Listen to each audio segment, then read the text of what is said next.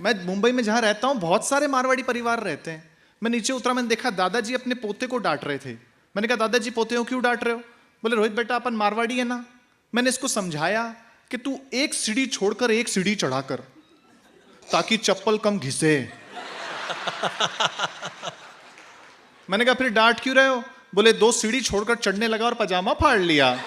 वाह वाह वाह। मुझे याद है बचपन में मैंने जब गाया सिंगिंग कंपटीशन में, तो मेरा दूसरा नंबर आया, तो मैं निराश होकर घर पहुंचा। तो पिताजी ने समझाया, बोले निराश क्यों होता है, नंबर 2 1 से तो बड़ा ही होता है।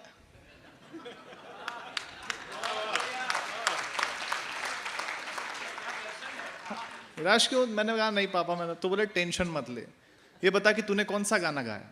मैंने कहा पापा मैंने गाना गाया, और वो पूछो मत आप कौन सा गाया। तो बोले ठीक है तेरा नहीं पूछता हूं, जिसको पहला मिला उसने कौन सा गाया। मैंने कहा उसने गाया ही नहीं, मेरा सुनते ही उसको पहला दे दिया। तो कोई टेंशन लेना नहीं, मैं बस 10-12 मिनट आपके बीच में हूं। मैं जानता हूं आप सब आज आदरणीय डॉक्टर कुमार विश्वास जी को सुनने आए हैं, इसमें कोई दो राय नहीं है, मैं कोई भ्रम में नहीं हूं बस। हाँ देखो, ये जो बेइज्जती का कार्यक्रम कभी कभी होता है ना हमारे साथ, अद्भुत ही होता है। लेकिन मैं जानता हूं, देखिए हर चीज का आकलन अपने आप मत कर लिया करो। जीजा जी बाहर खड़े हैं, उनका मिस कॉल आया, जी कैसे जाती तो बच्चे को चूंटियां भर लिया। तालियों के साथ फिर से माहौल बनाइए, तो लड़का डिस्टर्ब नहीं होना चाहिए। नहीं कोई बात नहीं, बस मैं छोटी 10-15 मिनट का समय मेरे पास है, मैं कोशिश करूंगा आपके चेहरे पे मुस्कान लाने की। निवेदन बस आपसे इतना सा है कि जहां बात आपको अच्छी और सच्ची लगे आप तालियां बजाकर मुझे बताते रहिएगा, क्योंकि ये 2 तरफा मामला होता है। बात यहां से कही जाती है, वहां से सुनी जाती है, सराही जाती है, तब यहां से दूसरी बात कही जाती है। क्या बात, बहुत बढ़िया बहुत बढ़िया। और साउंड वाले दादा से निवेदन है कि इसका ई को एकदम खत्म कर देना, मैं गाता नहीं हूं, पहले ही बता दिया।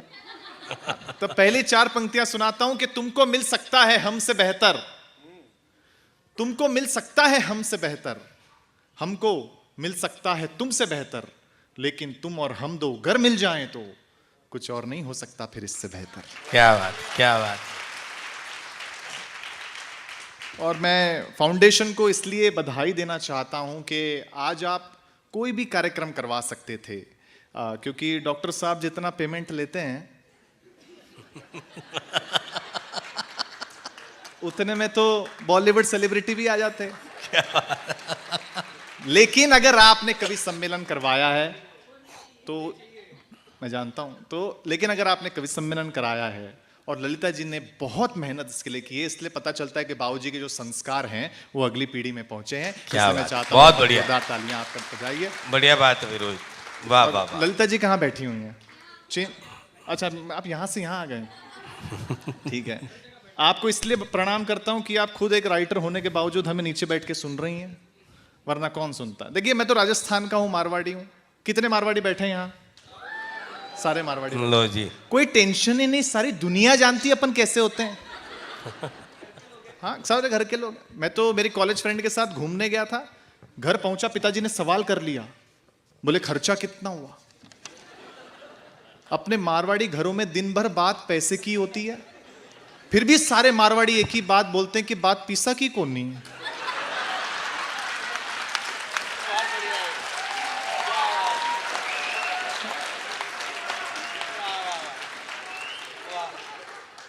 है ना?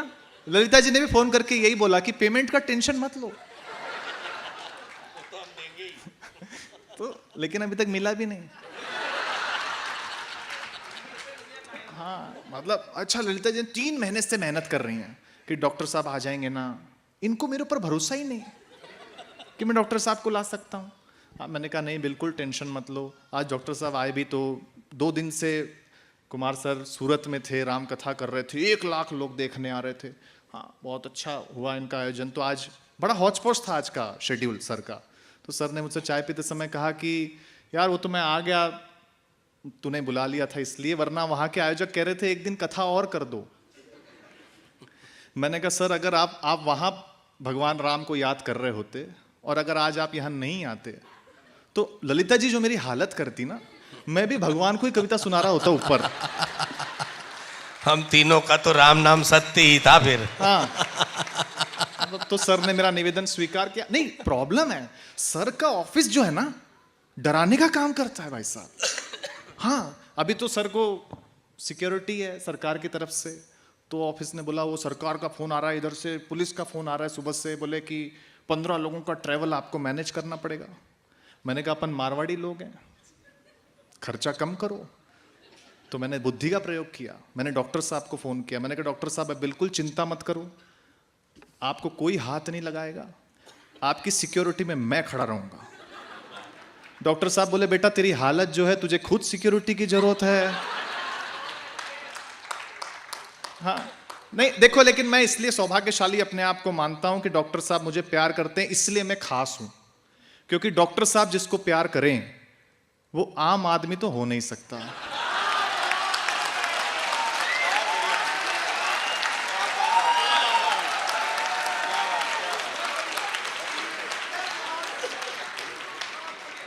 चलो अपना काम तो हो गया, ललिता जी पेमेंट दे देना।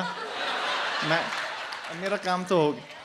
हाँ देखो, अच्छा अभी ललिता जी फिर वही बात बोल रही हैं। देखिए मैं तो आपके बीच आता रहता हूँ, पिछले महीने भी आया चौड़िया मेमोरियल हॉल में, आज भी हूँ। ललिता जी ने उस दिन भी बात कही, अभी नीचे से भी कह रही हैं। सर देखिए मैंने कुछ नहीं कहा, मैडम ने कहा कि आपका चेहरा जो है वो कुमार विश्वास जैसे मिलता जुलता है। हर जगह मैं जाता हूँ यही होता है, बोले आपका चेहरा जो है कुमार विश्वास जैसे मिलता जुलता है। ललिता जी ने भी यही कहा। फिर मैंने कहा ठीक है मैडम, तो जितना पेमेंट डॉक्टर साहब ले रहे हैं उसका 50% तो दो। बहुत अच्छे, क्या बात है। इतना बोलते ही ललिता जी के अंदर का मारवाड़ी जगह, बोले मैं तो मजाक कर रही थी। हाँ, अपना मारवाड़ियों का बात ही अलग है। मैं मुंबई में जहां रहता हूं बहुत सारे मारवाड़ी परिवार रहते हैं। मैं नीचे उतरा, मैंने देखा दादाजी अपने पोते को डांट रहे थे। मैंने कहा दादाजी पोते को क्यों डांट रहे हो?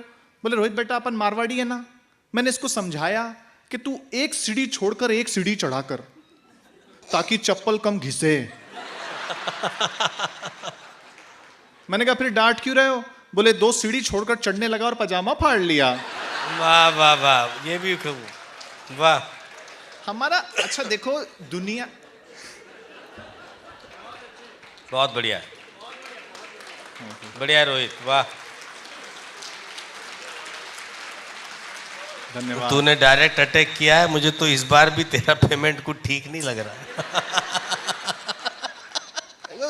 दुनिया में टेक्नोलॉजी कितनी भी आगे बढ़ जाए, दुनिया कितनी भी आगे निकल जाए, हमारे बुजुर्गों के अनुभव से आगे नहीं निकल सकती। हाँ? क्या बात, वाह। मेरे दादाजी एकदम जबरदस्त। तो घर पे क्या हुआ, अभी इतनी गर्मी, आपके यहाँ तो क्लाइमेट ठीक है, आज मैं आया, हमारे यहाँ बहुत गर्मी पड़ रही है। तो मैंने एसी चालू किया, एसी चालू ही नहीं हुआ। मेरा दिमाग गर्म हो गया। मैंने इंजीनियर को कॉल किया, इंजीनियर आया, उसने पूरा एसी खोल लिया, सब चेक कर लिया, 2 घंटे ठीक ही नहीं हुआ। इतने में दादाजी कमरे में आए, पूछा क्या हुआ? मैंने कहा एसी ठीक ही नहीं हो रहा, इंजीनियर 2 घंटे से चेक कर रहा है। दादाजी ने कहा बेटा एक बार रिमोट का सेल भी चेक कर लेता। और सच में सेल ही खराब था। हाँ, जैसे रिमोट को ठोका एसी चालू हो गया। तब दादाजी बोले बेटा टेक्नोलॉजी कितनी भी आगे बढ़ जाए, काम तो ठोकने से ही हो रहा है। लेकिन एक समय ज्यादा नहीं है, इसलिए देखिए एक बात अपने दिल की कहता हूं, अगर आपके दिल तक पहुंचे तो वो तालियां देना जो अब तक नहीं दी। आज हम मारवाड़ी जहां कहीं हैं पूरी दुनिया में, वो केवल इसलिए हैं कि अगर मारवाड़ी के पास फ्लाइट से चलने का पैसा होता है तो वो ट्रेन से चलता है, अगर उसके पास ट्रेन से चलने का पैसा होता है तो वो बस से चलता है, अगर उसके पास बस से चलने का पैसा होता है तो वो ऑटो से चलता है, अगर उसके पास ऑटो से चलने का पैसा होता है तो साइकिल से चलता है, अगर उसके पास साइकिल से चलने का पैसा होता है तो पैदल चलता है। चलता रहता है, रुकता नहीं है, इसलिए मारवाड़ी पूरी दुनिया में तरक्की करती है। अच्छा अच्छा, वाह। तो बहुत सारे शादीशुदा लोग बैठे हैं, आप सबकी जानकारी के लिए बताऊं कि पिछले दिनों मेरी भी पहली बार शादी हुई। बहुत अच्छे, बधाई। सुभाष काबरा जी हमारे गुरु हैं, तो बताया, बोले अनुभव ज़्यादा है ना उनको इन मामलों में। तो सुभाष जी ने बताया नहीं नहीं, शादी होती है ना तो गिफ्ट देना पड़ता है, घुमाने लेके जाना पड़ता है। मैं बड़ों की बात में आ गया, कभी आप भी आए होंगे।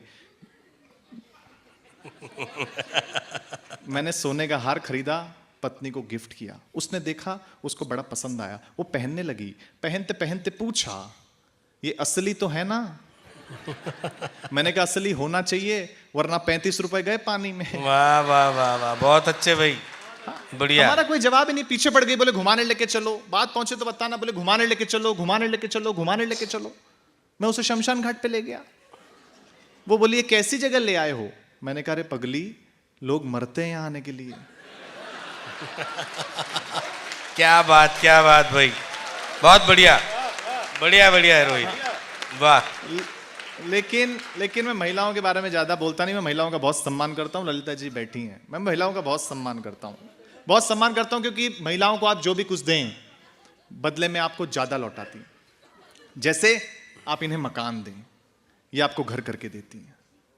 आप इन्हें अनाज दें, ये आपको भोजन बना करके देती हैं। वाह। आप इन्हें मुस्कुराहट दें, ये आपको अपना दिल दे देती हैं। क्या बात है, क्या बात। हाँ, बढ़िया। मतलब आप महिलाओं को जो भी कुछ दें, बदले में आपको ज्यादा ही लौटाती हैं। तो यदि हम इन्हें कोई छोटी मोटी तकलीफ दें, जय हो। हाँ, बहुत बढ़िया ढंग से मैसेज दे दिया भाई, तो मारवाड़ी लोग समझ भी रहे हैं। समझ भी रहे हैं। तो बस एक अंतिम रूप से मैं 1 मिनट की कविता सुना देता हूँ, हाँ, अपना स्थान लूंगा। आप एक बार तालियां बजा दीजिए, मेरा मन हो जाएगा। मैं स्वागत। देता हूँ, निवेदन करता हूँ, सुनिए। धन्यवाद।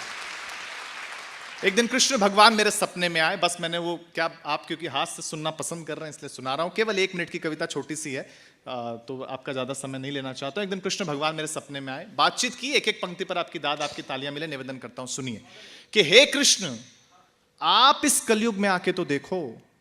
आपने पहाड़ एक उंगली पे उठाया, अपने सर पे ऑफिस का बोझ उठा के तो देखो। आपने जवानी में कंस को मारा, दाऊद को हाथ लगा के तो देखो।